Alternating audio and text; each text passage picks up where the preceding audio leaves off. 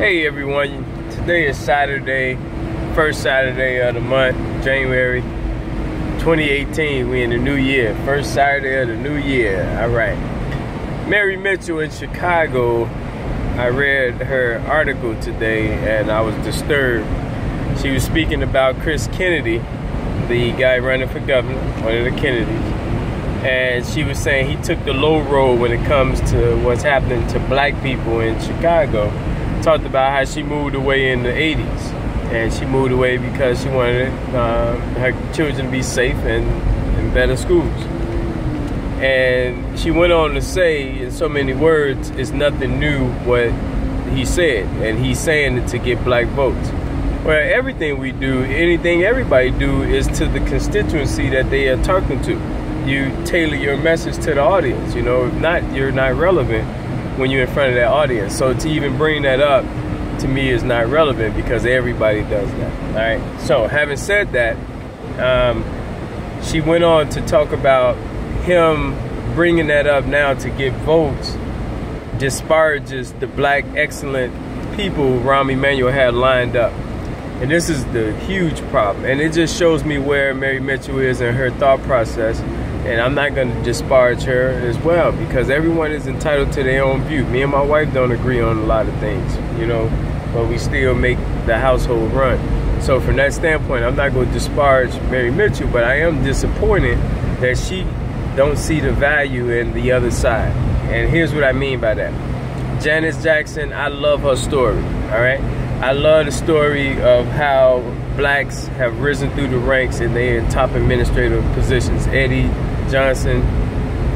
But here's the problem, and I want to stay focused on the problem. The problem is, despite those sharp black people being in high-ranking leadership positions, we're still in bad shape. So that tells you that they have not been enough. Those sharp black people that she's speaking about have not been enough for us to get over the hump. Having said that, why won't the mayor work with his enemies? Why won't he work with the people who are not fans, who's not just gonna say what he wants to hear? People like myself. I wrote the mayor January last year, giving him the insights, the ideas that he said Chris Kennedy should come with. I gave it to the mayor and it's gone unresponded to. And I said in that letter, this is the 5th letter, maybe even the 6th letter that I've written to you that haven't gotten more response. So this is what I'm talking about. And this is where I think investigative reporting, Mary Mitchell should look at that. It's a reason why he won't meet with certain independent black leaders. And from that standpoint, you have to question how serious he is. Now, I'm in Georgia now, and I'm telling you, I see the same thing happening. Mary Mitchell's assertion is that the black people will have to be complicit with the mayor in order for this to be a conspiracy to kick blacks out. See, Mary Mitchell, to me, that's local thinking. This is a national/global problem. So you could take the black leaders out, it doesn't matter. This is a systematic problem of white supremacy, if you will. So it's happening here in Vine City in Atlanta. It's happening in Birmingham. Gentrification is happening in a lot of places. Nothing new. And so to say that that these black leaders have to know how they're being used is short-sighted. No, you can utilize someone without them knowing the full motive on why you have them in certain positions. They don't have to know. Eddie Johnson don't have to know. Janice Jackson don't have to know how they're being utilized by the grand schemers, if you will.